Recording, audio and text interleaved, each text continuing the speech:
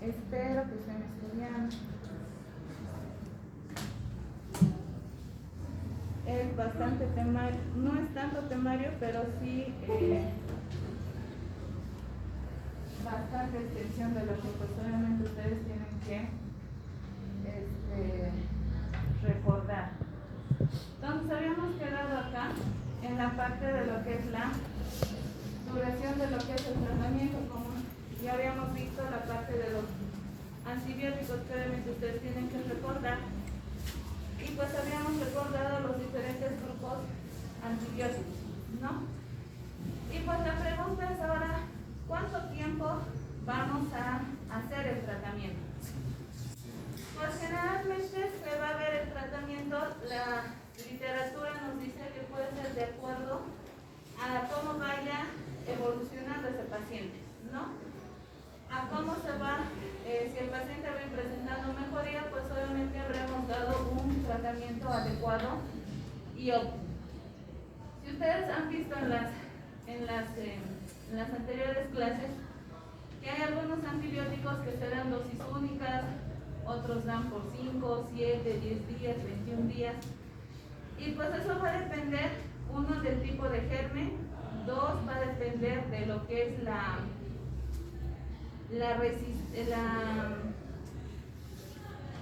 genética del microorganismo, para ver si ese microorganismo ha generado alguna resistencia a los antibióticos, o sencillamente ese germen es sumamente sensible.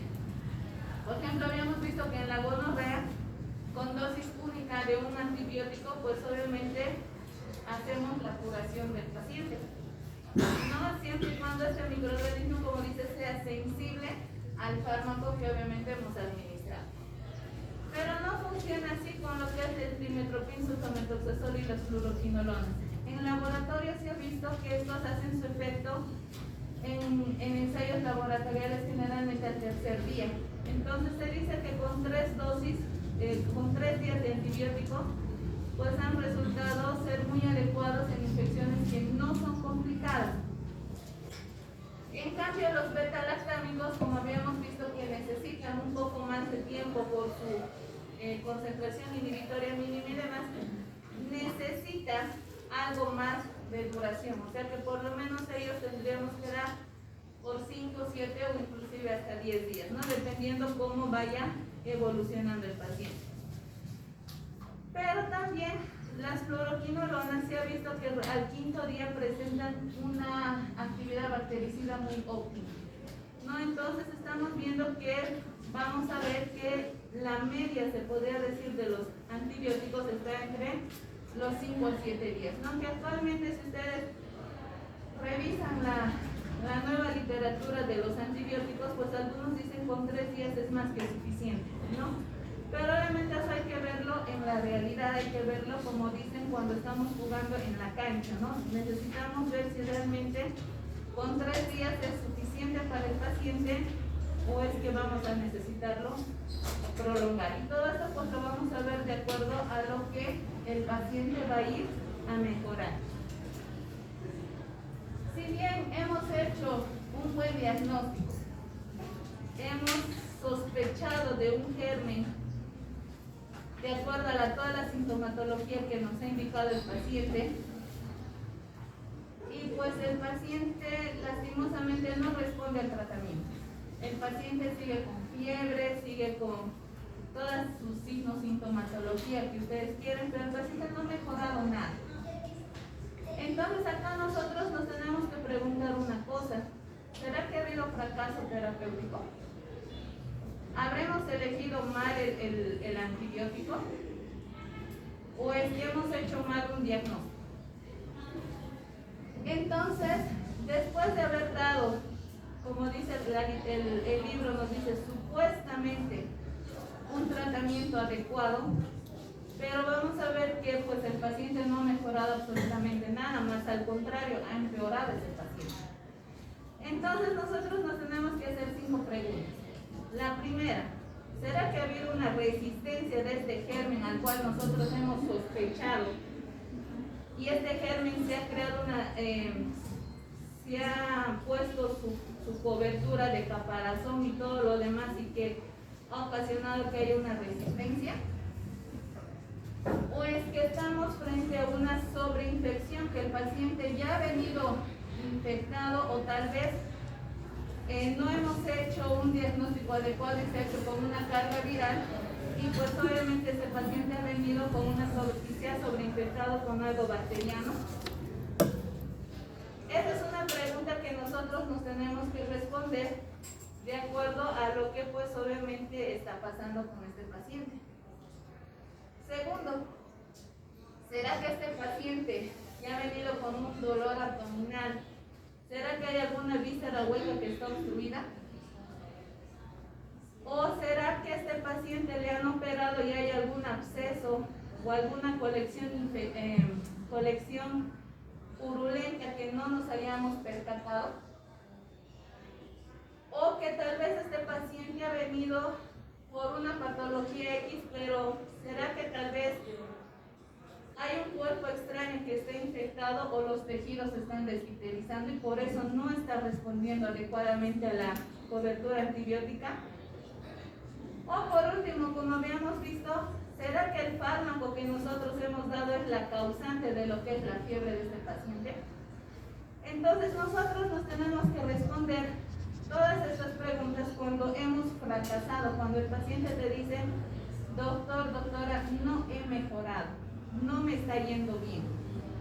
Entonces, como habíamos dicho, si ustedes se acuerdan en clases antes de lo que habíamos visto en fiebre de origen, en todas las causas de fiebre habíamos dicho que si el paciente no está mejorando, pues tenemos que hacer una pausa y pues empezar de nuevo, ¿no? Volver a interrogar, volver a pedir todas las demás situaciones, ¿no? Entonces, y si hemos administrado un antibiótico, pues obviamente igual debemos ver si estamos ante una resistencia antimicrobiana o hemos hecho un fracaso terapéutico.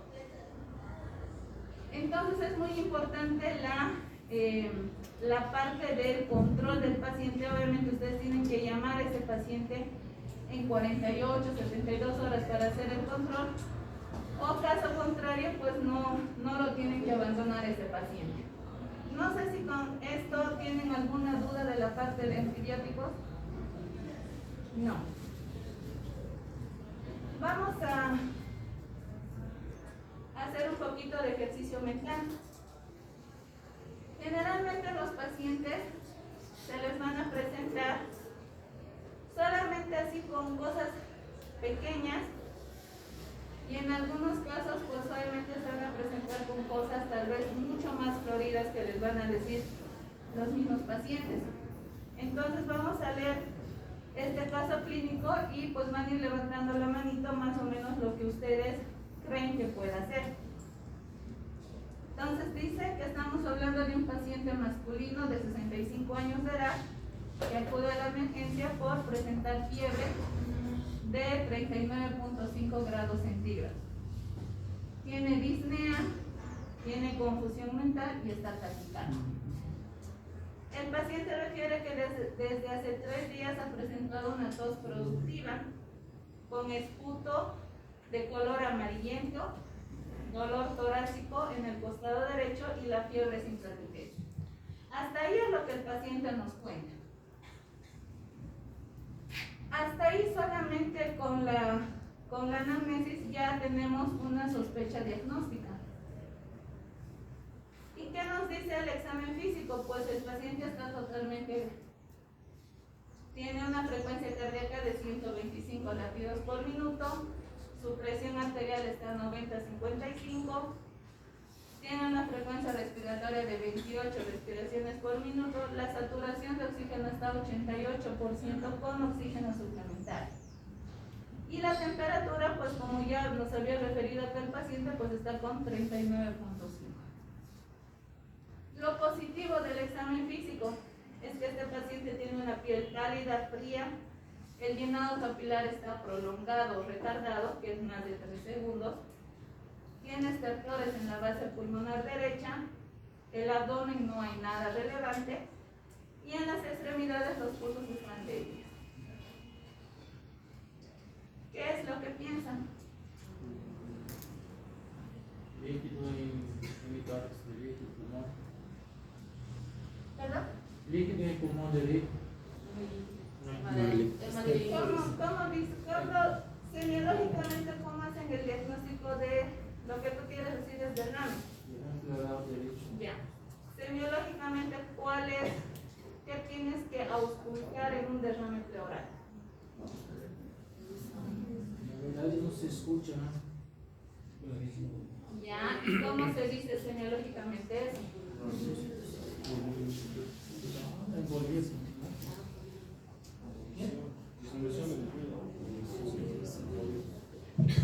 A ver, vamos levantando las manitas. Derrame pleural no es. Ya después les voy a decir el por qué. Quiero que hagan despertar a sus neuronas y pensar un poco. Es una neumonía también. Ya. ¿Vas por ahí? Caliente, caliente.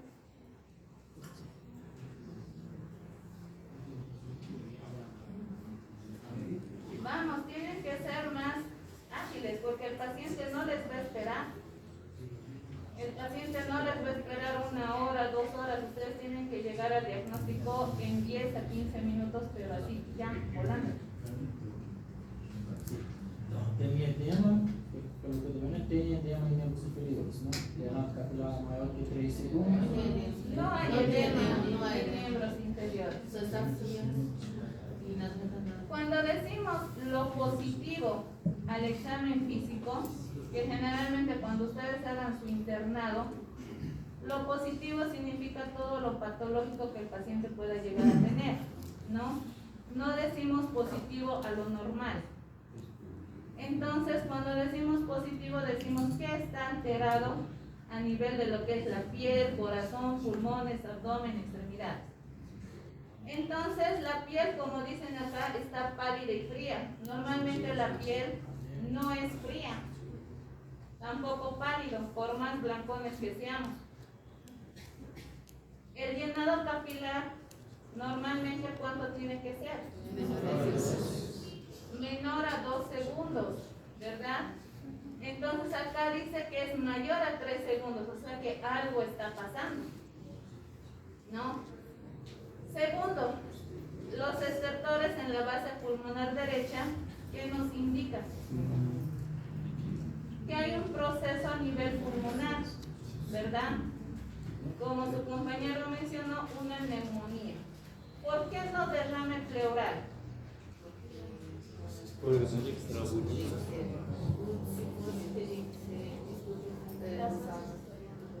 No. Semiológicamente, ¿qué van a auscultar en un derrame pleural? Va a haber una abolición del murmullo vesicular, como dice su compañero. ¿Qué quiere decir eso? Que no se va a escuchar nada. Acá nos dice hay estertores, o sea que significa que los pulmones están funcionando, pero hay un ruido sobreagregado, hay un ruido patológico que no deberíamos encontrar. Generalmente el murmullo vesicular debería ser conservado, ¿verdad? Si se han auscultado ustedes, ¿cómo es el murmullo vesicular? Es como si estuvieran soplando. Sibilancia. ¿No? Entonces, cuando ustedes soplan, eso es normal. Sibilancias no, porque es como si estuvieran silbando. ¿Y la sibilancia en qué lo van a ocultar? En procesos obstructivos, ¿no? Como el asma, que es lo más frecuente. Entonces, los estertores crepitantes ya nos indica, como decía su compañero, hay un proceso infeccioso, llámese neumonía. Entonces, estamos hablando de un paciente con neumonía basal derecha, porque nos dice que está en la base pulmonar derecha, hay un proceso infeccioso. El abdomen, pues bueno, está normal, entonces no va la cosa por ahí. Y en las extremidades lo que se palpa son los pulsos periféricos, los perios, el tibial y todo lo demás, pero están débiles. Entonces, volviendo a empezar, el paciente tiene fiebre, está taquicárdico, está disneico, y tiene una confusión mental. Hasta ahí, ¿a qué cosa ustedes podrían llegar? Olvídense del examen físico. Vámonos acá. ¿Qué tipo de infección? Solamente con la fiebre, disnea, confusión mental, taquicárdico. Está bien, estamos ante una infección, pero ¿qué tipo de infección?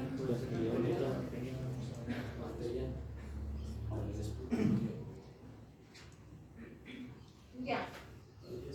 Hasta ahí estamos de acuerdo, es un proceso infeccioso. ¿De qué origen? Pues bueno, más adelante nos irán a decir. La tos y demás, pues bueno, la tos que es productiva, pues ya nos indica una pauta de que estamos ante un proceso pulmonar. ¿Y qué nos dicen de los signos vitales? ¿Está normal? No, pues está normal. ¿Qué está alterado?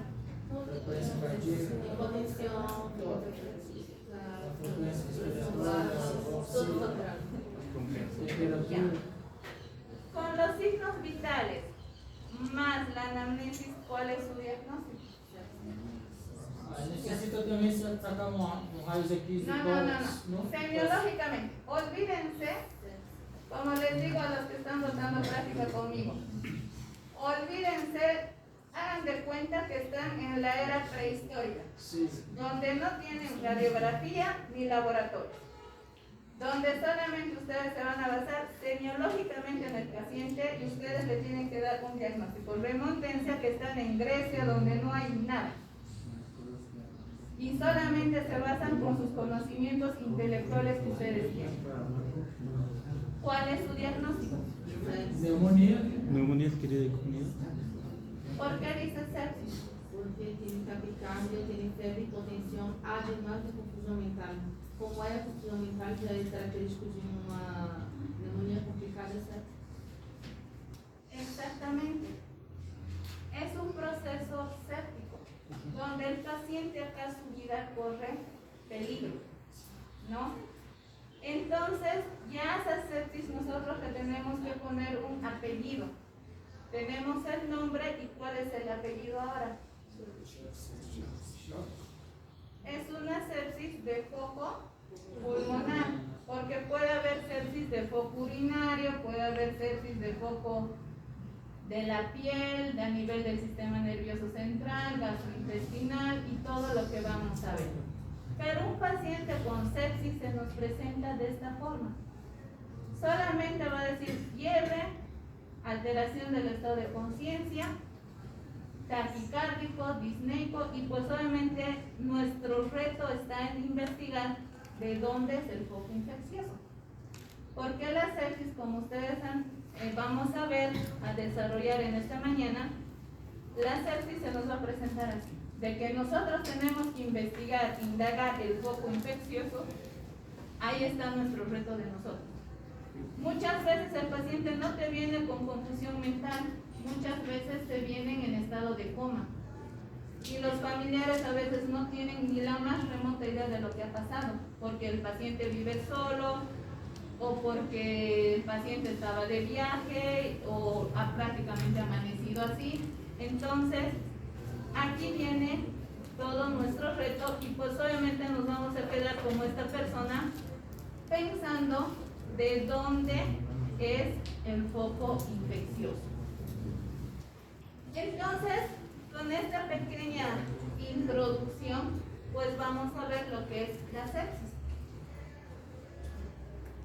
La sepsis no es más que un proceso infeccioso, pero que tiene que ir acompañado de todos estos síntomas que vamos a ver. Antes de decir sepsis, generalmente, si ustedes van revisando la literatura, hay diferentes términos, como lo que es el síndrome de respuesta inflamatoria sistémica o lo que es el famoso SIRS, que ustedes lo van a escuchar bastante en el hospital, una bacteremia, un shock séptico. Entonces son terminaciones totalmente diferentes, ¿no? Claro que al final tienen una característica en común, como lo menciona acá en el síndrome de respuesta inflamatoria sistémica. Segundo, que el paciente tiene que cumplir para decir sepsis o decir síndrome de respuesta inflamatoria sistémica, perdón, el paciente tiene que tener fiebre mayor a 38 grados centígrados. O puede ser el caso contrario, que el paciente va a presentar una hipotermia, menos de 36 grados centígrados. El paciente puede estar taquicárdico o puede estar bradicárdico. Si nosotros tomamos una saturación, va a estar taquipneico, su frecuencia respiratoria va a estar aumentada. Si le hacemos una gasometría, el paciente va a tener una hipocapnia, porque la presión de CO2 va a estar disminuido, menos de 32 milímetros de mercurio, y eso ya nos indica que el paciente tiene necesidad de utilizar una asistencia ventilatoria mecánica, o sea, necesitamos intubarlo de forma inmediata. Hemos hecho la parte semiológica y pues pedimos laboratorios y nos puede salir una leucocitosis mayor a 12.000 glóbulos blancos o una leucopenia menos de 4.000 glóbulos blancos con una desviación a la izquierda. Entonces, con estos datos, nosotros decimos que hay un síndrome de respuesta inflamatoria sistémica. Algo está pasando en ese paciente. Cuando decimos bacteremia, no es más que el CIRS más el crecimiento de las bacterias en los diferentes cultivos que le vamos a tomar, porque obviamente ese paciente está infectado, está séptico, necesitamos tomarle cultivos de todos lados, hemocultivos, urocultivos.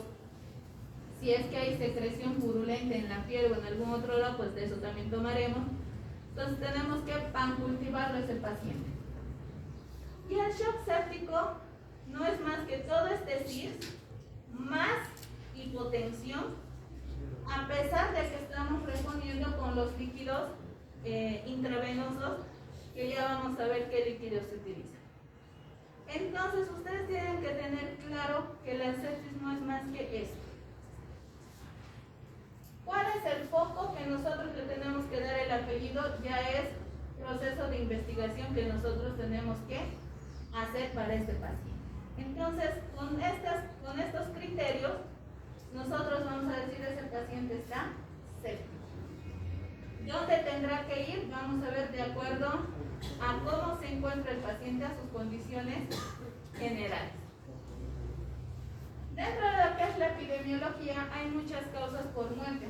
Y ustedes saben que la sepsis no es a nivel sistémico, y pues las muertes que más se han visto sobre todo es por infartos agudos de miocardio, porque hay un shock cardiogénico, o porque generalmente las muertes ocurren más frecuente en las unidades de cuidados intensivos no coronarios, ¿no? Entonces eso es muy importante pues tenerlo en cuenta.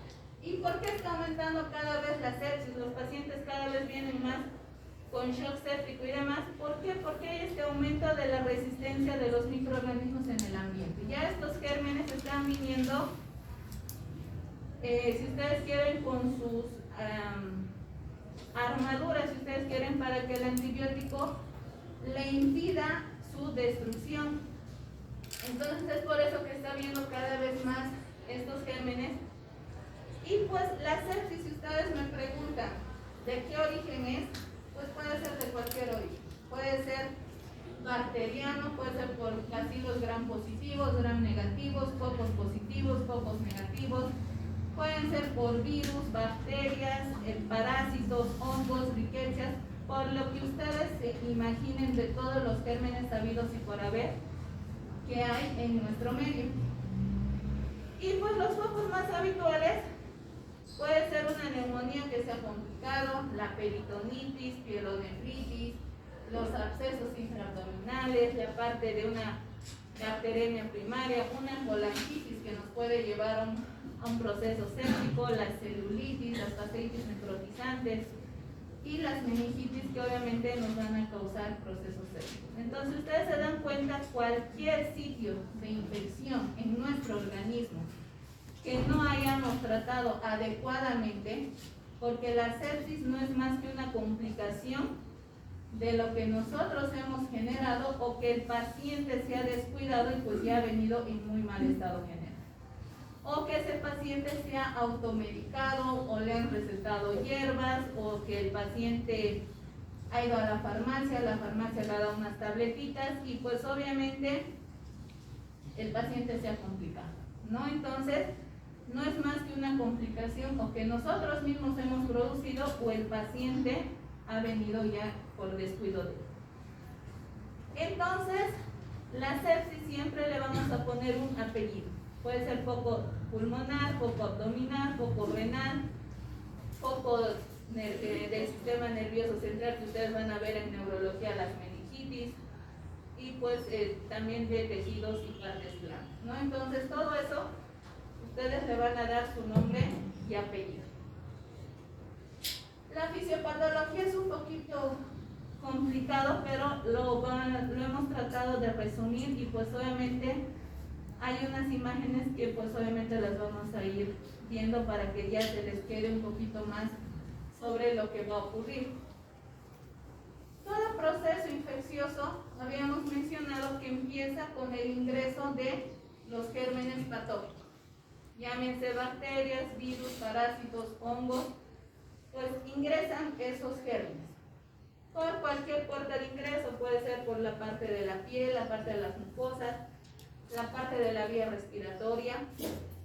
Entonces, cuando estos agentes patógenos ingresan a nuestro organismo, vamos a ver que ya habíamos mencionado en varias ocasiones que produce un sistema de inflamación. Estos gérmenes, al ingresar, produce todo, se activa la cascada de la inflamación, y esta cascada de la inflamación no va sola, porque está viendo que estos gérmenes son bastante numerosos, y pues obviamente ellos necesitan ayuda. ¿Y qué ayuda van a hacer? Toda la cascada de la inflamación pues va a activar lo que es y va a potenciar a la parte de la coagulación. Que esta parte de la coagulación, ¿qué va a hacer? Van a activar a las plaquetas, al fibrinógeno, y pues obviamente va a haber todo un van a alborotar todo, tanto el sistema inmunológico como el sistema hematológico. Entonces, al haber esta activación de la inflamación y de la coagulación, se activan las plaquetas, y por ende, en la parte de los glóbulos blancos se van a incrementar los neutrófilos, que son nuestras células que van a ser las primeras en salir al campo de batalla. Por eso es que cuando hay un proceso infeccioso de origen bacteriano, los neutrófilos están incrementados en un hemograma. Obviamente, aparte de los neutrófilos, los mononucleares también van a incrementarse, pues obviamente para tratar de frenar todo ese proceso infeccioso. Pero mientras la parte de los glóbulos blancos están haciendo su trabajo de aislarlo a esos gérmenes, tratarlos de destruir, la cascada de coagulación pues también empieza a actuar, disminuyendo lo que es la fibrinólisis. O sea que aquí va a haber una activación de lo que es el plasminógeno. Cuando se activa el plasminógeno, inhibe lo que es la enzima de lo que es el plasminógeno, y esta inhibición del plasminógeno hace que disminuya la fibrinólisis, y por eso es que va a haber alteraciones en la coagulación en un proceso séptico. Entonces, como decíamos, tanto la inflamación que va a estimular con la coagulación, se va a producir una retroalimentación positiva, que esto va a ser proinflamatoria y procoagulante. Y estos cambios que van a haber a nivel inflamatorio y a nivel de la coagulación, pues va a ser perjudicial para nosotros. ¿Por qué? Porque vamos a ocasionar una hipoxia tisular, ¿no? Y esto significa que la magnitud de la infección nos está ganando, ¿no? Entonces, va a haber un control homeostático que pues obviamente eso va a ser nocivo para el huésped. Y esto va a hacer que acá el factor de necrosis tumoral alfa pues va a empezar a actuar, y pues obviamente se van a ir neutralizando algunos mediadores que pues obviamente va a ser inútil para nuestro organismo. ¿Por qué? Porque nos están superando en número.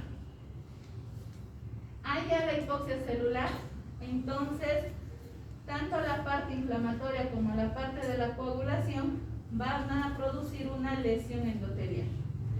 Esta lesión endotelial va a hacer que el endotelio se vuelva más permeable, y esto va a hacer que aumente el flujo de líquido, que va a ser un líquido rico en proteínas, que obviamente va a ir hacia el interior de los tejidos, ¿no? Que esto va a ocurrir en el pulmón, y es por eso que el paciente pues obviamente va a estar taquipneico. Pero también vamos a ver que con esta lesión endotelial, las células que van a ser lesionadas en el endotelio van a empezar a liberar óxido nítrico. Y sabemos que el óxido nítrico es un excelente vasodilatador por excelencia.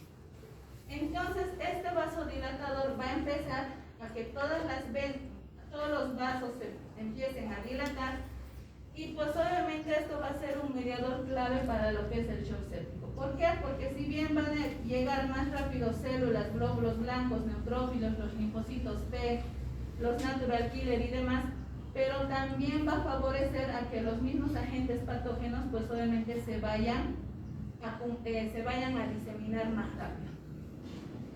Entonces, estas células endoteliales que van a empezar a liberar el óxido nítrico con la finalidad de tratar de proteger un poco el organismo, vamos a ver que van a empezar a lesionar no solamente los pulmones, sino también a nivel intestinal.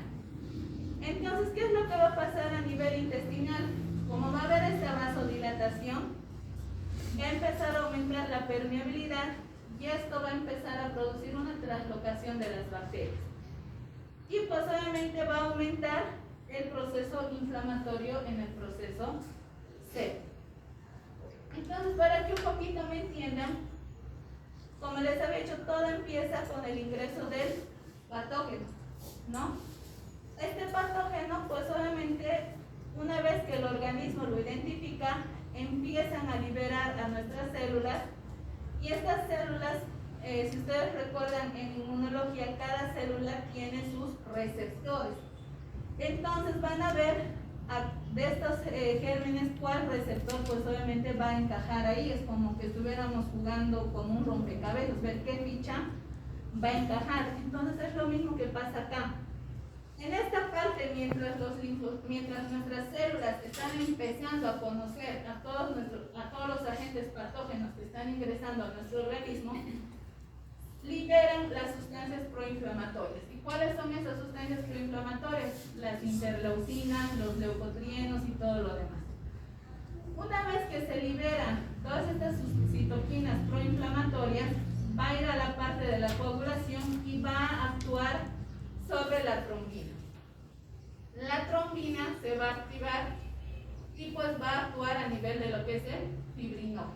Pero ¿qué es lo que pasa acá? Las células ya están con la parte de sus receptores y demás. Los gérmenes ya se han, si ustedes quieren, ya se han encajado en la parte de los receptores y demás.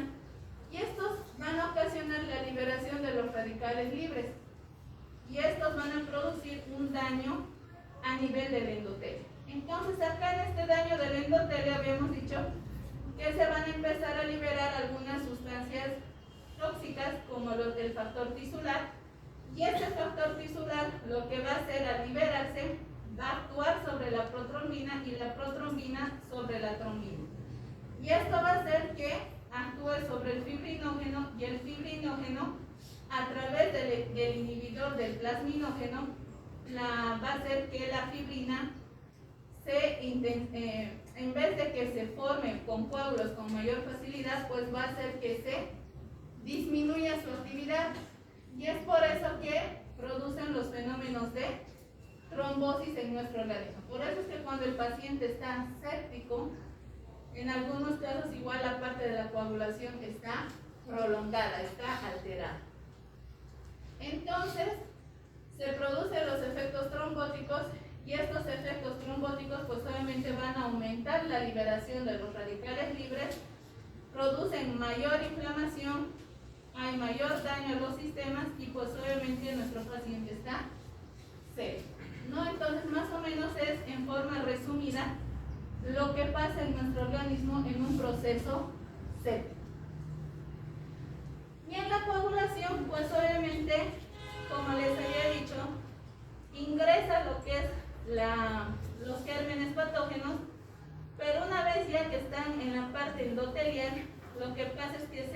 disminuye lo que es la vía del factor tisular.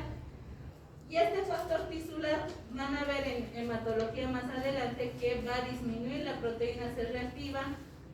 Para que la proteína C reactiva active al fibrinógeno, acá en el proceso infeccioso se va a producir la inhibición de lo que es el plasminógeno, y pues obviamente esto va a producir que disminuya lo que es la protrombina, haya vasodilatación, se produzca una lesión a nivel tisular. Más adelante si le producen una hipoxia tisular, y pues obviamente vamos a llegar a la muerte celular. Y esta muerte celular no es más que nos va a llevar a la parte de la hipoxia, y pues obviamente ya nos indica que hay un fallo, ¿no? Entonces, no solamente en un proceso infeccioso vamos a ver que solamente es la parte pulmonar o la parte gastrointestinal o la parte genitourinaria la que está siendo afectada, sino también la coagulación es la que está siendo alterada. Entonces, cuando ustedes van a ver en un paciente séptico un hemograma, los leucocitos o están altos o están bajos, las plaquetas disminuyen, y si pedimos tiempos de coagulación obviamente están prolongados. ¿Por qué? Porque hay un proceso séptico, ¿no? Y es por eso todo esto que ocurre en toda la cascada de coagulación que van a verlo más adelante en hematología, pues no solamente se ve alterado en procesos ontológicos o en procesos de alguna enfermedad hematológica, sino también que en los procesos sépticos también se altera la cascada de coagulación, pero no con el fin de perjudicarnos a nosotros, sino con el fin de que se intente recuperar o de alguna forma se mejore la parte del paciente. Entonces, ya habíamos visto que la parte de las manifestaciones clínicas se debe todo por algo. Hemos dicho que no solamente va a afectar el lugar donde se está produciendo la infección, sino también que acá el corazón cumple un papel muy importante. Ese corazón, ustedes lo han escuchado, y está sumamente taquicárdico. Entonces, el corazón lo que hace es disminuye tanto la precarga como la postcarga. Entonces, a nivel de la precarga, ¿qué es lo que va a haber? Va a haber una pérdida de líquido, va a haber como resultado de este incremento de líquido que está habiendo a nivel de los tejidos, pues el tercer espacio va a empezarse a aumentar y por ende va a ocasionar una venodilatación, ¿no? Entonces eso es lo que va a pasar a nivel de lo que es la precarga, que obviamente va a estar disminuida. En relación a la postcarga, también va a estar disminuida porque ese corazón está, si bien corriendo a 1000 por hora, pero vamos a ver que la contractibilidad ventricular pues va a estar disminuida, ¿no? Entonces, esta disminución del volumen ventricular, ¿cómo nosotros clínicamente lo vamos a detectar? ¿Por qué? Porque la presión venosa yugular va a estar baja, el paciente va a estar descompensado, su presión venosa central va a estar disminuida, ¿no? Y pues también vamos a ver, si ustedes recuerdan de fisiología, también existe una parte de la resistencia, va a haber una resistencia ventricular izquierda. O sea, ¿qué significa esto? Que acá se va a ver que la piel sobre todo va a estar caliente, va a estar rubicunda, y esto hace que nuestra resistencia vascular también esté disminuida, ¿no? Entonces, ya hemos visto que la parte hematológica, la parte infecciosa actúan, pero también la parte cardiocirculatoria también de alguna forma se empieza a alterar para que pues obviamente el paciente pues en alguna forma se pueda compensar de todo lo que está pasando. Si se han dado cuenta, como les ponía en el caso clínico al principio del tema, no es difícil hacer un diagnóstico de sepsis, ¿ya? Lo único que ustedes tienen que hacer, si es que van a estar trabajando ustedes como médicos en la emergencia, siempre a los pacientes de emergencia les llegan, exceptuando las consultas externas que actualmente se ve, pero siempre les va a llegar un caso interesante, desde un paciente accidentado, un paciente con sepsis o un paciente crítico.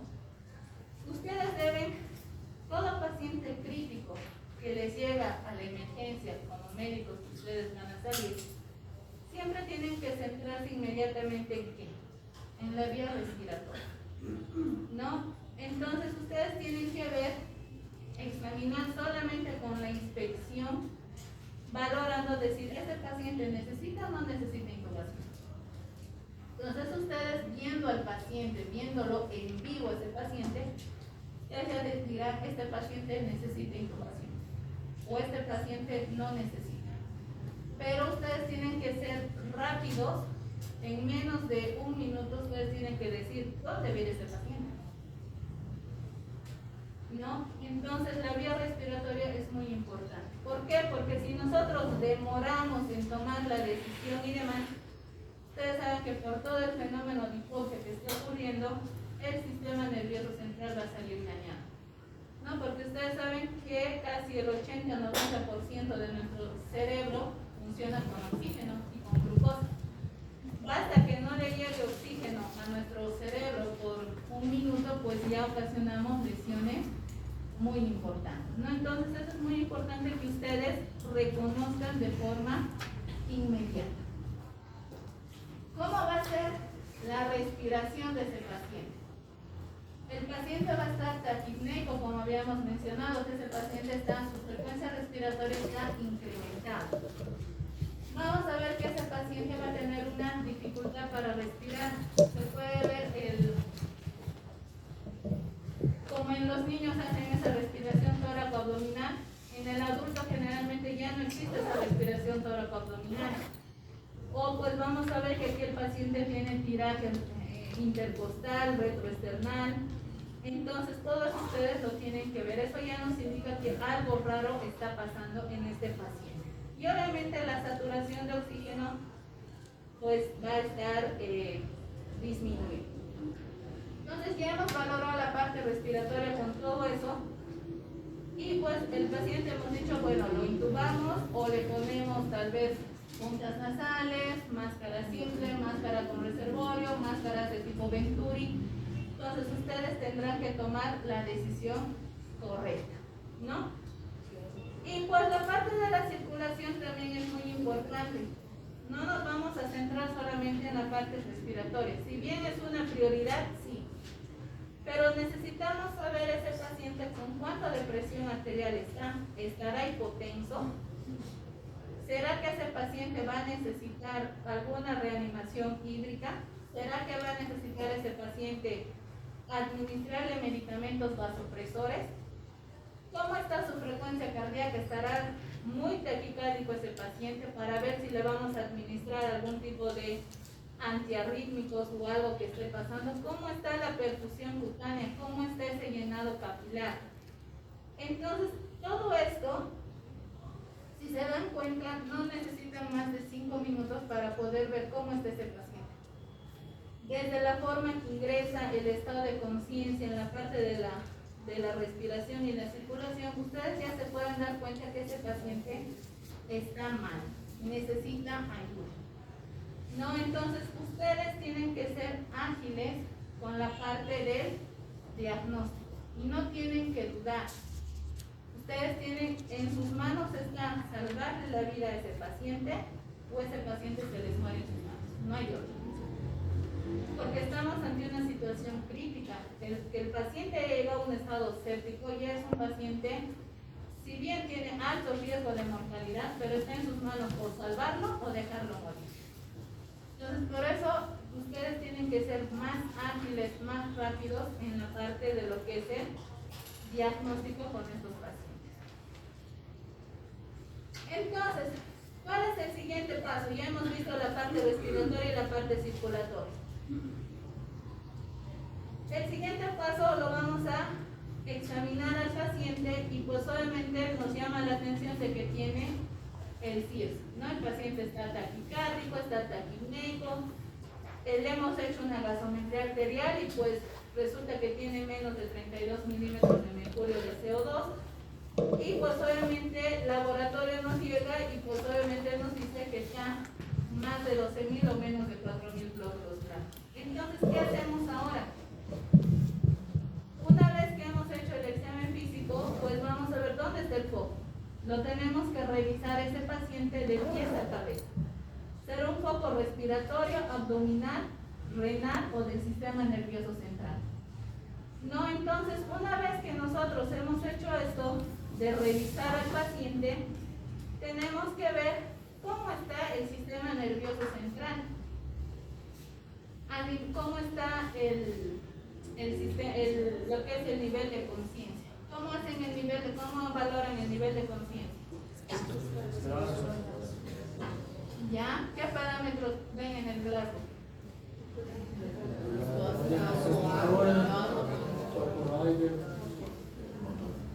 ¿Cuánto puntaje le dan a la parte verbal?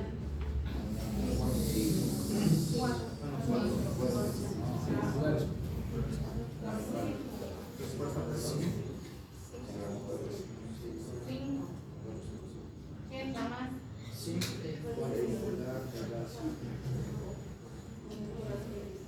Chicos, esto del Glasgow es muy importante que ustedes sepan. Lo han debido ver en neurología, o me imagino que recién lo van a repasar, pero esto del Glasgow ustedes ya lo han visto más antes. Entonces, no pueden dudar ante un paciente. Un Glasgow, ustedes tienen que saber cuánto es verbal, cuánto es apertura ocular, cuánto es la parte motora, ¿no? Y pues obviamente ustedes saben que cada uno tiene sus, entre paréntesis, los diferentes puntajes, ¿no? Por ejemplo, de la apertura ocular, ¿cuánto es? Es 4, ¿verdad? Entonces ahí ustedes valorarán si es espontánea, al dolor, no duele, al estímulo verbal o no responde. Lo mismo es con la parte verbal y lo mismo es con la parte motora. Entonces ustedes, de acuerdo a lo que vayan examinando para lo que es el Glasgow, ustedes ya le darán un puntaje a ese paciente. Si ese paciente tendrá un Glasgow de 15/15, 13/15, 10/15, 3/15. Entonces, de acuerdo a eso se va a tomar también decisiones. Por ahí este paciente ya está con Glasgow 3/15, está en una muerte cerebral, ya no hay nada que hacer, ¿no? Entonces es muy importante que obviamente ustedes sepan los valores, que es muy importante que ustedes tengan en su cabecita. Y pues obviamente, aparte del sistema, del nivel de la conciencia, ver si hay algún signo de focalización, o sea que el paciente tal vez muestre signos de descerebración o que muestre tal vez una hemiplegia o una hemiparesia, ya sea unilateral o bilateral sea la afectación, pues todo eso tiene que estar reportado en la valoración que ustedes van a hacer como médicos si es que van a trabajar en la parte de emergencias, ¿no? Y pues obviamente no nos olvidemos de la parte de la función renal, ver que ese paciente tenemos que controlar la diuresis, ¿no? Y pues obviamente para eso colocaremos pues una sonda Foley para ver lo que es el manejo.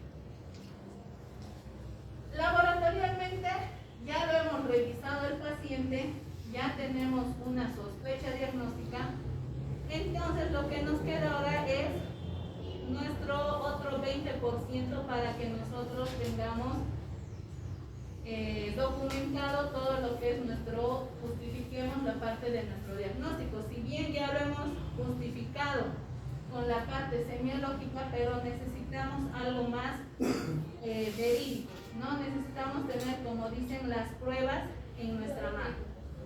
Y pues obviamente vamos a ver la gasometría arterial, que es muy importante.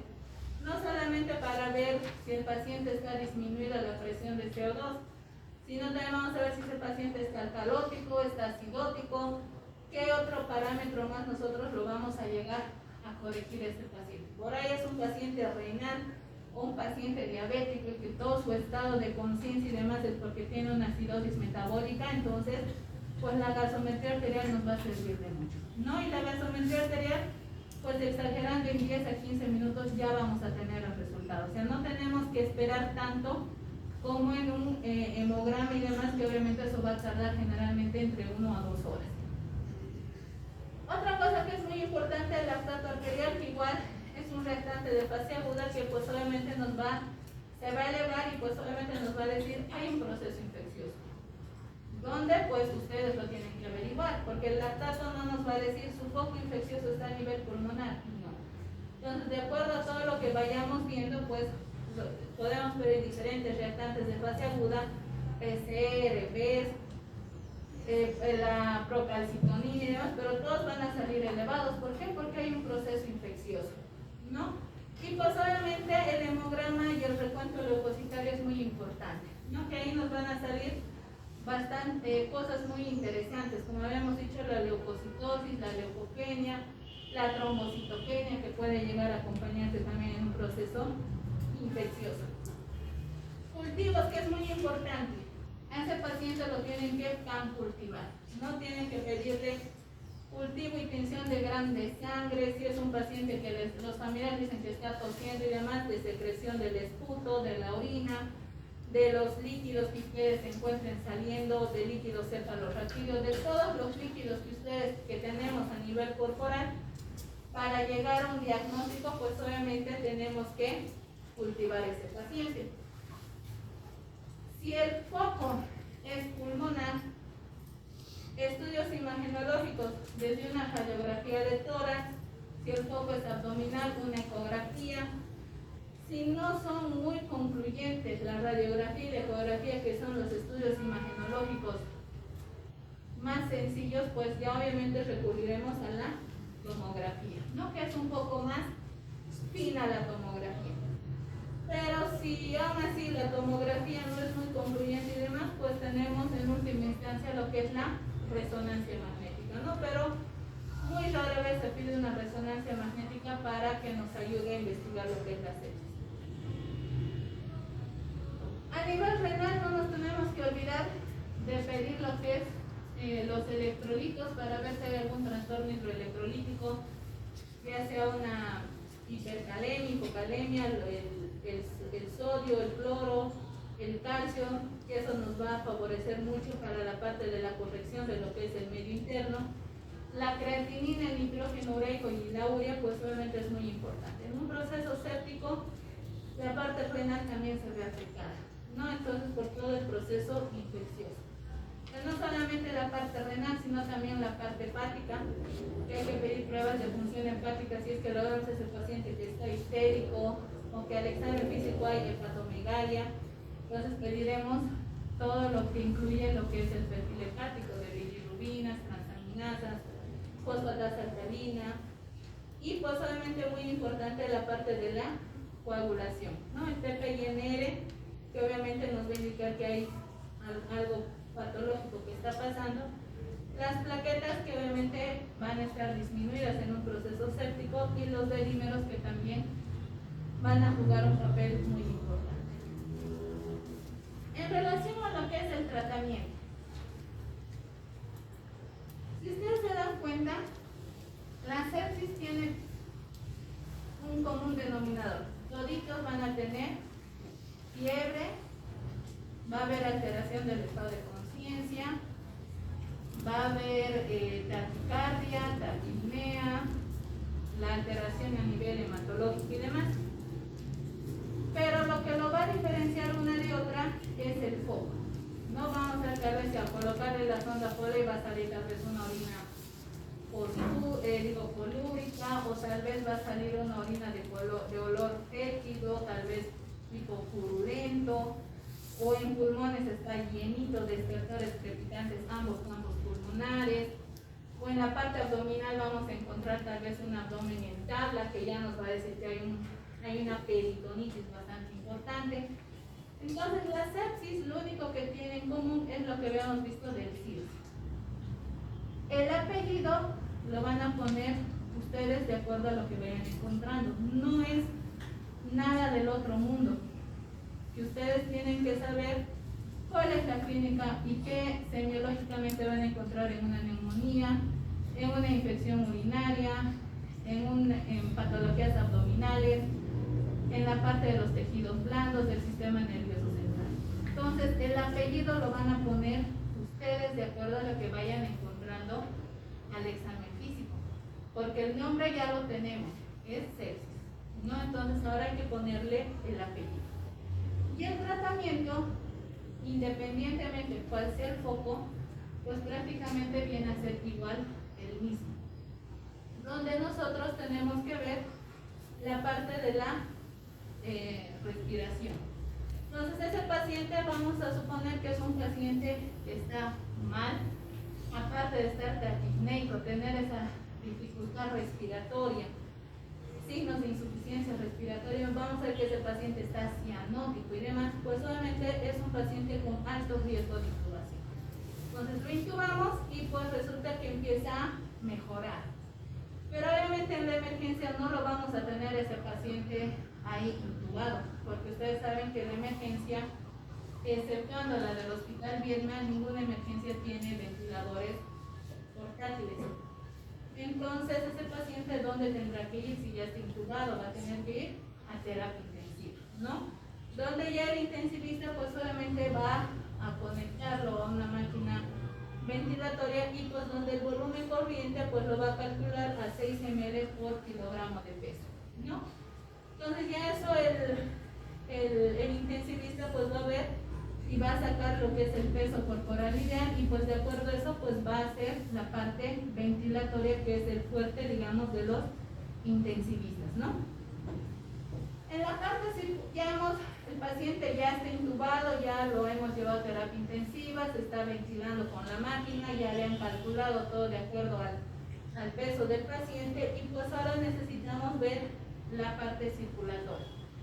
Muchas veces sabemos que si nos vamos a la parte pública, nuestro único hospital público de tercer nivel que tenemos acá en Cochabamba es el Hospital Viedma. Y pues sabemos que el hospital pues siempre está lleno, ¿no? Entonces, si ustedes llegan a hacer su internado en un hospital de segundo nivel, pues obviamente conseguir espacio físico demora, no es a veces de forma inmediata. Entonces, ¿qué tenemos que hacer en la parte circulatoria? Si vemos que nuestro paciente está hipotenso, pues solamente le vamos a administrar líquidos, ¿no? Lo vamos a calcular a razón de 30 a 35 ml por kilogramo de peso, ¿no? Entonces ahí nosotros tenemos que irle auscultando a ese paciente, porque puede llegar un momento en que lo vamos a sobrecargar de líquido y aparte de que tiene un proceso infeccioso, pues le hemos ocasionado nosotros aparte lo que en términos vulgares decimos, lo hemos encharcado al paciente, o sea, le hemos producido un edema pulmonar. Entonces, aparte de que estaba infectado, lo hemos sobrecargado de líquido y pues obviamente ese paciente ahora tiene derrame pleural ya también, ¿no? Entonces, mucho ojo cuando se hace la reanimación hídrica en estos pacientes, sobre todo si son pacientes de la tercera edad. No lo podemos tener todo el tiempo con líquidos, cargas y cargas y cargas y llenarle de volumen, pero vemos que el paciente no está miccionando, no hay una respuesta adecuada con los líquidos de que nos aumente la parte de la presión arterial. Entonces acá nosotros ya tenemos que usar vasopresores, ¿no? Inotrópicos tipo noradrenalina, dopamina, que obviamente nos van a ayudar a mejorar la presión arterial, pero al usar los vasopresores obviamente vamos a disminuir el ingreso de lo que son los líquidos y pues obviamente el paciente va a empezar a mejorar la presión arterial.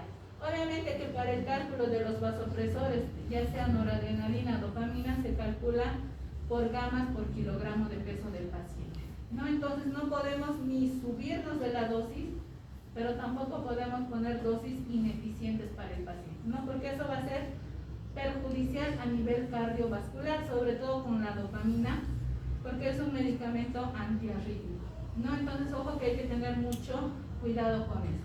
Si no saben la dosificación de los medicamentos, pues obviamente pidan ayuda.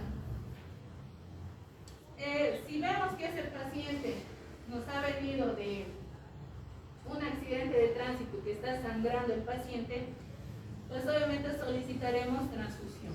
Y ustedes saben que la transfusión no es de forma inmediata.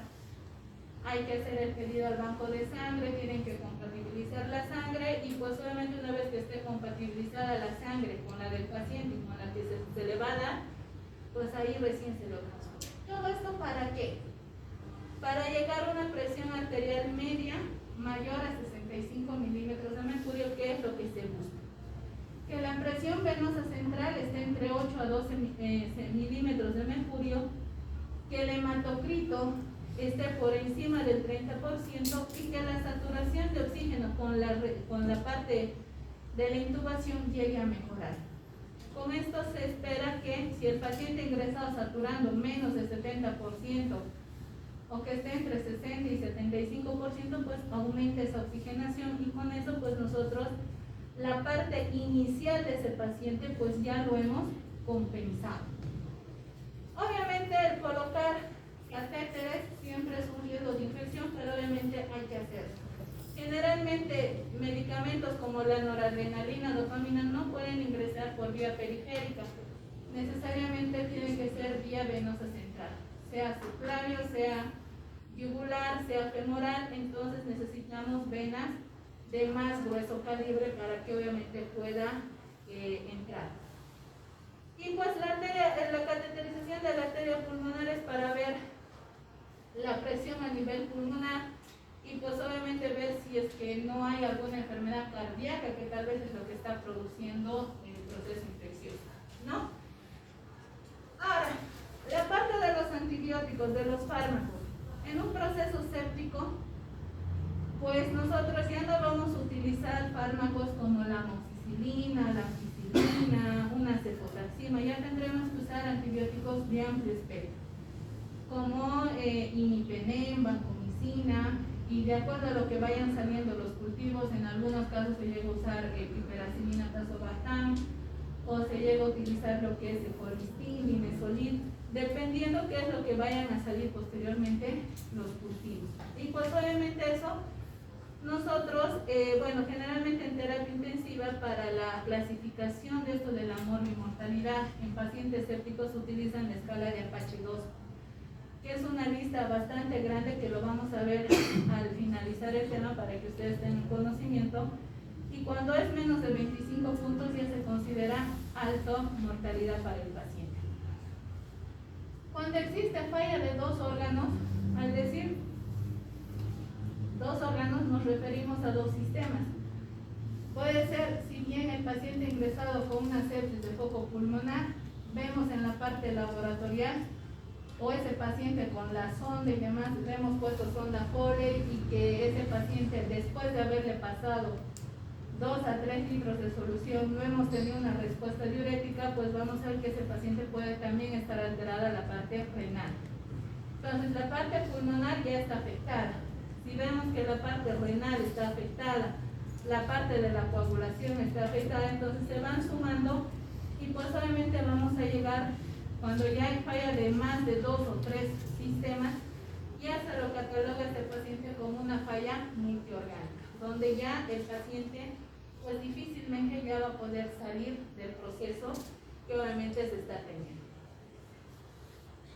Según los artículos de lo que es la sepsis, dicen que la hidrocortisona se la puede llegar a utilizar en procesos sépticos, pero obviamente está un poquito discutido su uso, que vamos a ver más adelante el por qué.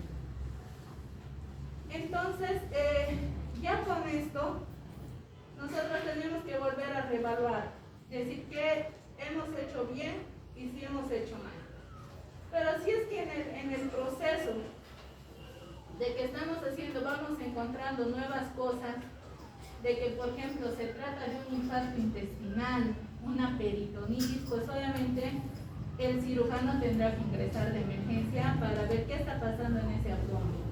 Obviamente, primero el cirujano pide estabilizar al paciente, porque no va a ingresar el cirujano a un paciente en estado choqueado, con presión arterial baja y todo lo demás. Entonces, una vez compensado este paciente, obviamente con todos los riesgos que implica, pues obviamente el paciente ingresará a quirófano.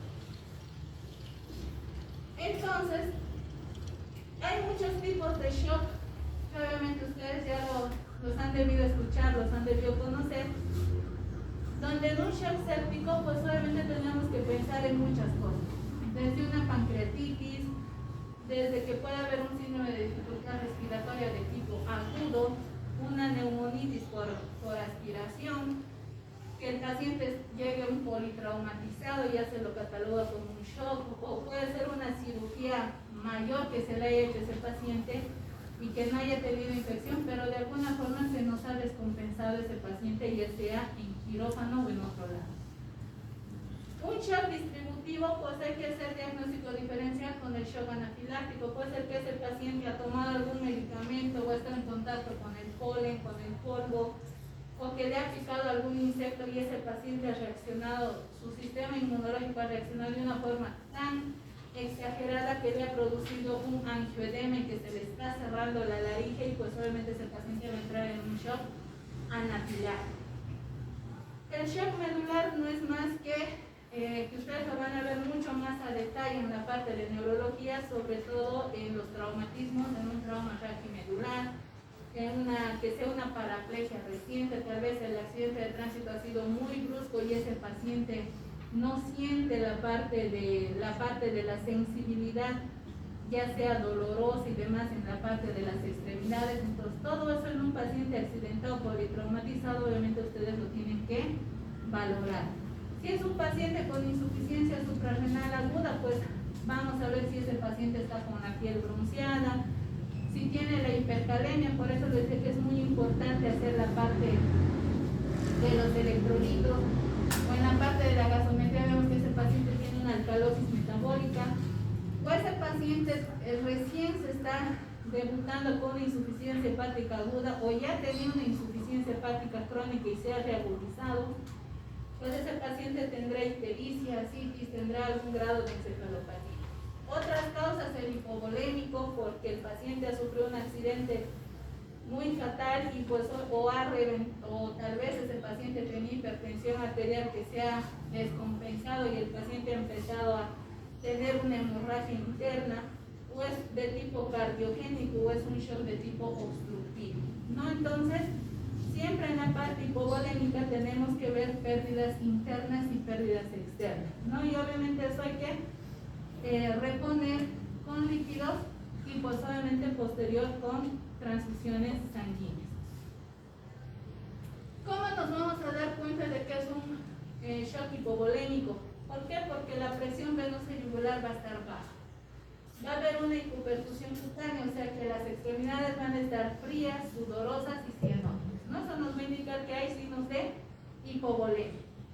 En un shock cardiogénico, pues obviamente el paciente o les va a decir que ya tenía un dolor en lo que es el característico de un infarto agudo de miocardio, un dolor retroesternal de tipo opresivo que se irradia al brazo izquierdo, al cuello, a la mandíbula izquierda, que no sería con ningún analgésico y que ha sido de inicio súbito, entonces ya nos hace pensar de que es un infarto agudo de miocardio, ¿no? Entonces ahora le haremos un electro y veremos pues las alteraciones a nivel del segmento ST, que pueden ser supradesnivel o infradesnivel, o pueden ser ondas test negativas, y pues obviamente ya nos va a alertar de que es algo, pues estamos hablando de una isquemia o ya es algún tipo de lesión que está ocurriendo a nivel de lo que es el corazón.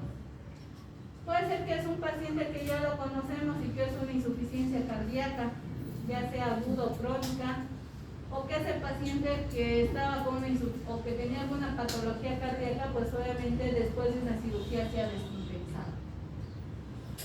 Los signos de llenado capilar aumentado, pues la presión venosa yugular va a estar aumentada, vamos a encontrar lo que son los crépitos, los ruidos, el tercer ruido que va a ser bastante positivo, y pues obviamente va a haber edema pulmonar. Buenos días, chicos. Buenos días. Por favorcito, voy a hablar los últimos 15 minutos de clase, por favor. Sí, Gracias.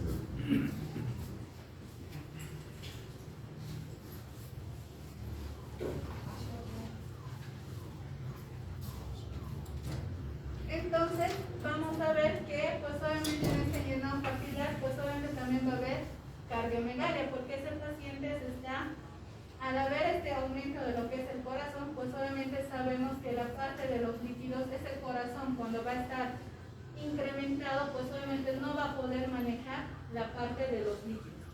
Y pues esto nos va a llevar también a una hipoperfusión cutánea.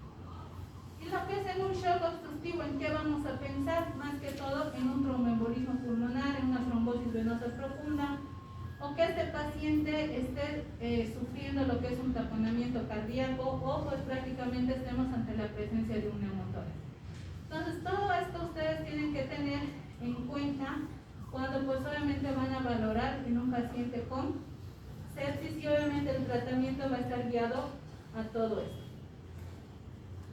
La prevención es muy importante. Ustedes tienen que tener mucho cuidado, sobre todo en el lavado de las manos. Porque ustedes saben que en las manitos llevamos siempre, por más de que nos lavemos con agua, jabón y demás, las manitos siempre tocan todo, tocan las sillas. Cuando ustedes van a revisar a los pacientes en sus rotaciones prácticas, en el internado y demás, ustedes van a ver que un paciente que esté en el hospital ya es un paciente infectado, ¿no? Independientemente cuál sea su patología. Entonces ustedes agarran y pues obviamente les dan la oportunidad de que revisen al paciente. Y pues ese paciente no sabemos si en la piel o si es que vemos que hay una herida o hay un absceso y demás, pues ustedes han tocado con sus manos que no están con guantes, y pues obviamente por alguna X o Z razón se olvidan lavarse las manos, y pues obviamente van a tomarse agua o van a tomar algún alimento, y pues obviamente ahí ustedes ya están llevando la infección a otro lado. O agarran el bolígrafo o agarran, no sé, el papel, su mochila y demás, y pues ahí se lo están llevando al jefe. Pues es muy importante que ustedes antes y después de revisar a un paciente se tienen que lavar las manos con agua y con jabón. Es muy importante. Otra cosa que es muy importante, si ustedes se han dado cuenta, en las salas de hospitalización generalmente les elevan la cabecera, sobre todo en la parte quirúrgica, que es muy importante. ¿Por qué creen que es importante la elevación de la cabecera? A ver, vayan levantando la mano. ¿Aumento de la qué? De la oxigenación, respiración. Es muy importante lo que dice su compañero. ¿Qué te llamas? Adalberto. En un paciente quirúrgico, en un paciente de la tercera edad, si ustedes se han dado cuenta, todo lo que se hace en el hospital tiene un porqué. El que esté elevado a la cabecera de la cama, por lo menos unos 30 o 45 grados, es muy importante porque estos pacientes, si vemos que le han operado, las personas que si alguno de ustedes les han operado o algún familiar, con la anestesia no estamos 100% conscientes. Sí podemos reconocer varias cosas, pero no manejamos bien la parte de las secreciones, que es lo que decía su compañero. Entonces, al haber este mal manejo de las secreciones, ¿qué es lo que produce? Los primeros accidentes que producen son que el paciente se puede broncoaspirar. Y como habíamos mencionado más adelante, la neumonía por aspiración, pues es una de las causas que nos va a llevar a un proceso séptico, ¿no? Entonces es muy importante que la cabecera pues obviamente esté elevada. Si nosotros vamos a colocar un catéter venoso central, ustedes saben que el procedimiento a veces es bastante doloroso, es un poquito brusco, con lo que obviamente se va a manipular.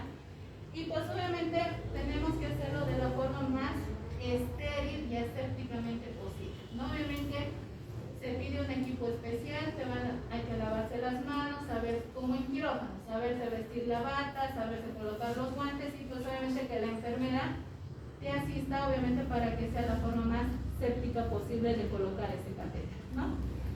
Y pues generalmente se dice que los catéteres tienen que estar impregnados de antibióticos. Lastimosamente en nuestro medio no contamos con ese tipo de catéteres que estén impregnados de antibióticos, ¿no?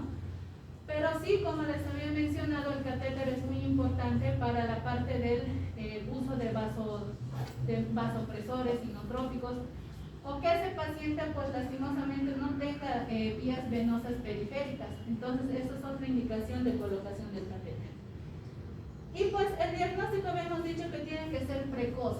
Como les había puesto en el caso clínico inicialmente de la clase, ustedes tienen que, menos de un minuto, ustedes tienen que decir que ese paciente está con sepsis. Inmediatamente ustedes tienen que proceder a la parte de la reanimación intensiva que vamos a ver de aquí más adelante. La parte ventilatoria, ustedes tienen que diagnosticar inmediatamente, paciente necesita tubo o no tubo, perfecto, lo vamos a proteger la parte pulmonar. La parte de los antibióticos, ya habíamos hablado de que ustedes tienen que elegir antibióticos de amplio espectro. Y pues obviamente no contamos acá con la administración, la proteína C reactiva para poderla administrar, pero que en otros países es muy efectivo la parte en el shock séptico. Entonces, yéndonos ya al tratamiento, en la parte respiratoria habíamos mencionado en la parte de la clínica, en la parte de la evaluación inicial que habíamos comentado, ese paciente va a requerir oxígeno, porque de alguna u otra forma ese paciente está desaturando, tiene signos de dificultad respiratoria y pues obviamente para proteger la vía respiratoria y evitarnos algún proceso de broncoaspiración y demás, pues lo vamos a intubar.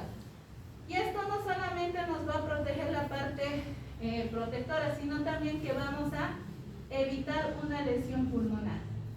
Entonces les había dicho que cuando intubamos a un paciente, ese paciente ya no va a estar, lo vamos a sedar para poderlo intubar. Entonces el paciente va a estar dormido.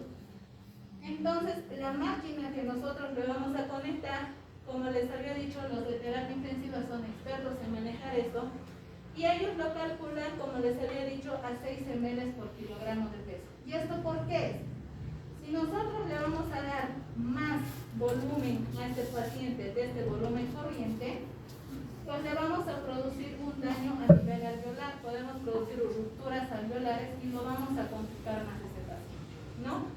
Entonces es muy importante que ustedes sepan pedir ayuda en esos momentos, no se metan a utilizar o a usar las máquinas si no se tiene un conocimiento previo.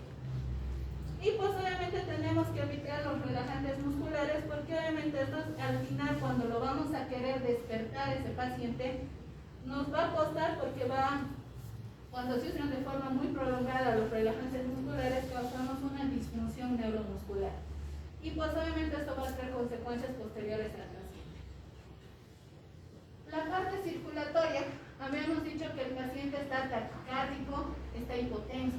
Entonces, porque hay un proceso de infección que obviamente le está causando todo esto. Entonces, lo que nosotros sabemos es de que por el torrente sanguíneo, aparte de que se llevan nutrientes, transporte de células hematopoyéticas y demás, vamos a ver que también circula la parte de oxígeno, que es muy importante para todos los tejidos que hemos dicho, pero sobre todo para la parte del sistema nervioso central.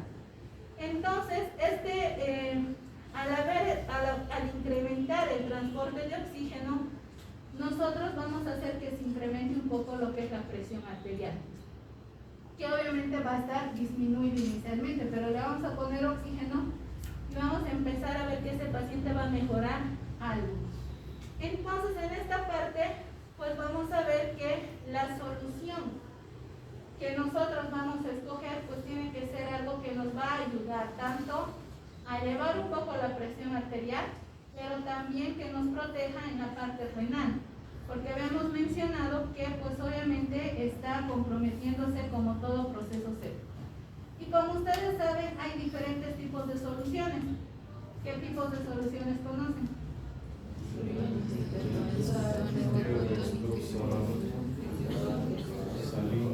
Ya, entonces hay diferentes tipos de soluciones fisiológicas, dextrosas en sus diferentes porcentajes, al 5, 10, 20, 50%, glucosalino, Riger normal, Riger lactato.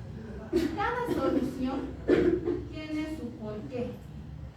Si ustedes cuando van a hacer sus rotaciones se van a fijar, siempre de las soluciones tienen su papelito, ahí está la composición que tiene cada solución. En un proceso séptico, ¿qué es lo que preferimos nosotros? Es la solución Richter-Lantz. ¿Por qué? Porque esto nos va a elevar, funciona como un expansor plasmático que nos va a incrementar la presión, pero también tiene una función muy importante el Richter-Lantz, que es, como dice acá, disminuye la lesión renal aguda, o sea que estamos protegiendo también a la parte renal. Y pues obviamente vamos a evitar que ese paciente, o mejor dicho, disminuir que ese paciente vaya a una terapia de restitución renal, o sea que ese paciente vamos a disminuir, evitándole que ese paciente más adelante vaya a una diálisis, ya sea una hemodiálisis o peritoneodiálisis. Pero habíamos dicho, no nos va a funcionar los líquidos. Inicialmente sí, la primera hora puede ser, pero posteriormente esa presión pues no se va a mantener solamente con líquidos. Entonces necesitamos utilizar vasopresores, ¿no? Como les había dicho, la noradrenalina, si vemos que esa presión no va a aumentar y en vez de mejorar, pues obviamente la presión sigue cayendo y pues está a menos de 65 milímetros de mercurio. Entonces la finalidad de los vasopresores, como les decía, es incrementar la presión y pues obviamente disminuir la parte de los líquidos. Ese paciente, si nos ha llegado un accidente de tránsito y tiene una hemorragia externa y es bastante importante, el paciente está pálido y demás, y pues vemos que le hemos hecho un hemograma y el hematocrito nos sale menos del 30%, ese paciente ya con solamente ver la sangre que está saliendo de forma externa, ya nos indica que nosotros necesitamos solicitar transfusión sanguínea. Entonces, ¿cómo nosotros hacemos el cálculo de los paquetes globulares? Un paquete globular, ¿cuántos gramos de hemoglobina nos sube? ¿Alguien sabe? 0,5.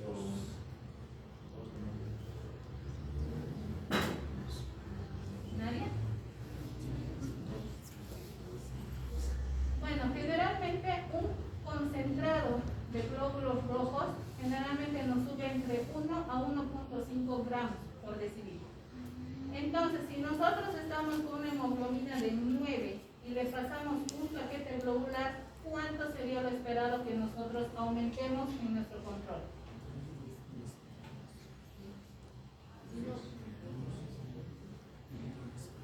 Si el paciente está con 9, le hemos transfundido un paquete, le hacemos un control, ¿cuánto esperamos que esté? 10 gramos de hemoglobina, ¿verdad? Entonces, de esa forma se hace el cálculo, no es pasar la sangre por pasar. Obviamente hay que tener mucho cuidado porque el riesgo de las transfusiones sanguíneas tienen sus reacciones adversas. En hematología van a ver más adelante que los concentrados derivados de la sangre tienen reacciones adversas bastante fuertes y bastante importantes. Por eso es que es muy importante que no solamente la enfermera esté al pie del paciente viendo eso, sino también nosotros. En caso de que se produzca alguna reacción anafiláctica, suspender la transfusión y pues administrar la parte de los antihistamínicos y demás.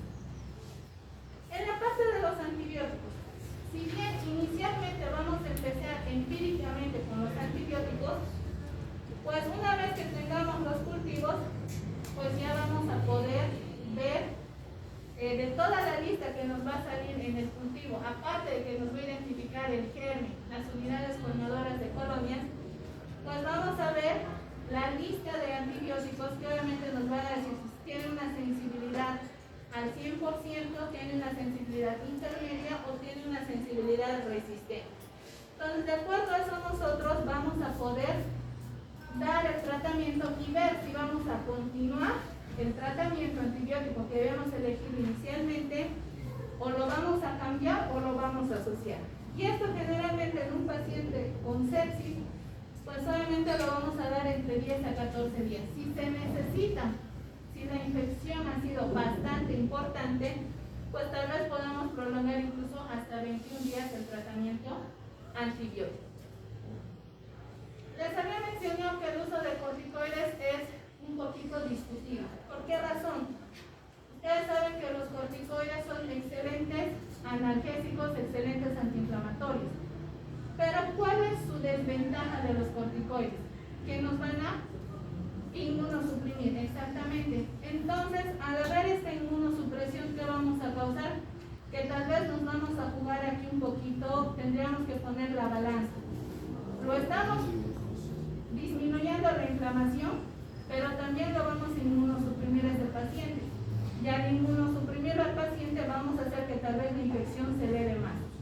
Entonces, el uso controversial es un poquito, hay que ver en la balanza riesgo-beneficio. En la parte neurológica sí es muy importante, nos disminuye la inflamación y pues obviamente el paciente va a empezar a mejorar.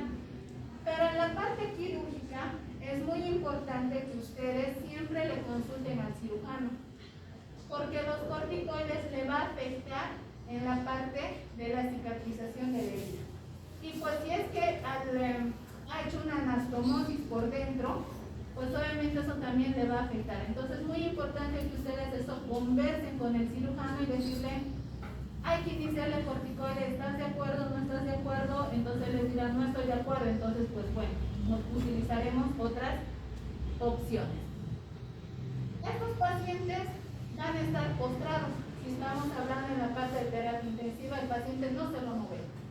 Y cuando no hay movimiento, hay una éstasis sanguínea. Y al haber una éstasis sanguínea, el paciente tiene mayor posibilidad de formar coágulos. Entonces nosotros tenemos que hacer una profilaxis, porque ese paciente nos puede hacer, aparte de su proceso séptico, nos va a hacer un proceso embólico. Puede ser una trombosis venosa profunda, puede ser un tromboembolismo pulmonar, o inclusive puede llegar a ser un evento isquémico, ¿no? Entonces para eso pues vamos a utilizar heparinas a dosis bajas, que eso obviamente nos van a proteger de alguna forma. Pero obviamente es muy importante ver que estos pacientes no tengan antecedentes de úlceras gástricas o de algún proceso de coagulopatía. El pronóstico, ya el hecho de que nos digan sepsis, ya es un pronóstico que nos va a llevar a un mal pronóstico. ¿Por qué? Porque generalmente las personas de la tercera edad son más lábiles, más propensos a que se lleguen a complicar, que la puntuación del Apache esté elevadísimo, que las concentraciones del lactato que hemos sacado a nivel arterial estén elevadas y que, ¿qué es lo peor? Que nosotros le hemos puesto vasopresores y pues no ha respondido ese paciente. Entonces todo esto ya nos indica que el paciente no va a evolucionar favorablemente. Entonces les había comentado, esta es la puntuación de Apache. Si ustedes se dan cuenta, mide bastante, desde la temperatura, la presión, la frecuencia cardíaca, respiratoria, gasometría, el pH arterial, los electrolitos. Entonces todo esto tiene sus diferentes puntuaciones de acuerdo a lo que nosotros vamos a ir controlando. Se hace la sumatoria y pues obviamente tenemos que colocar la puntuación de Apache, ¿no? Entonces esto generalmente en la emergencia ustedes no lo van a poder hacer, ¿no? Esto ya es más para manejo de terapia intensiva, que obviamente ahí les van a ver. Pero ¿qué sí ustedes van a poder hacer en la emergencia? Es el quick soap. Entonces ustedes como si es que van a trabajar en la parte de la emergencia, no necesitan más que saber tres cosas para decir que un paciente está séptico. La escala de Glasgow que habíamos dicho, que nos va a determinar el nivel de conciencia, menos de 3 sobre 15, la puntuación de Glasgow ya está alterada la conciencia, ya tenemos un punto para sepsis. Segundo, la presión sistólica. Es importante que ustedes tomen la presión y si está menos de 100 milímetros de mercurio, pues ese paciente ya, o si está menos de 90, ese paciente pues ya lo vamos a catalogar también. La presión, ya tenemos otro punto. Y el tercero, la frecuencia respiratoria. Más de 22 respiraciones por minuto, pues algo está pasando con ese paciente. Entonces, con estos tres criterios, más que ustedes han llegado a la sospecha de una infección, pues ustedes dicen que ese paciente está cursando con un proceso séptico. El foco, pues ustedes ya es, hay que empezar a investigar. ¿Y todo esto para qué?